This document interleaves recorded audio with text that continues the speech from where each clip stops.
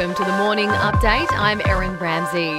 World War II veteran and COVID-19 fundraiser Sir Tom Moore has died in the UK at age 100 after contracting coronavirus. British Prime Minister Boris Johnson has paid tribute. It's quite astonishing that at the age of 100 he raised more than £32 million for the NHS on his own, and so gave countless others their own chance to thank the extraordinary men and women who have protected us. Sir Tom raised the money by doing laps of his front garden, only to test positive to COVID-19 last month. He died peacefully in hospital. The Queen says he was an inspiration to Britain and the rest of the world. The Defence Force has been called in to help fight a large bushfire northeast of Perth. Fire retardant will be flown from Richmond Air Force Base to Western Australia. At least 59 properties have been destroyed. Darren Clem from Fire and Emergency Services says a cyclone forming off the coast is hampering the operation. The effects of the cyclone will make its presence felt, and so while we may have slightly cooler temperatures, we will be dealing with stronger winds. There's still no word on the whereabouts of democracy leader Aung San Suu Kyi following the military takeover in Myanmar.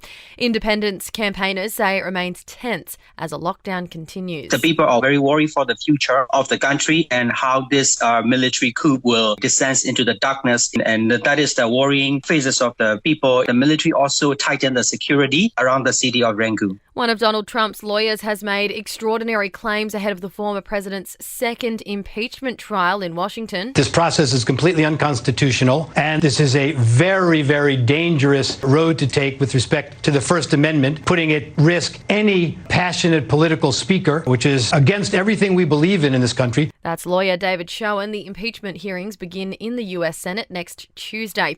And new figures have shown more than 296,000 Australians aren't working because of the high cost of childcare. Fees rose an average of 5.5% in 2019 to 2020. To sport, Cricket Australia has postponed the Test tour of South Africa 3 weeks out from the players being due to leave. It says the pandemic has made the tour an unacceptable health and safety risk.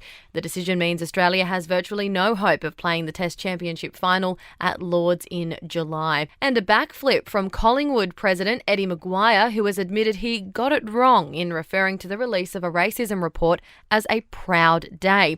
He issued the apology at the club's virtual annual general meeting last night. I'm sorry that my error has acted as a distraction from the importance of the findings on racism and the work that lies ahead. Under the pressure of the day, the use of the word proud was wrong. In entertainment news, and Marilyn Manson has now been dropped by his agent after several of his exes claimed that he abused them.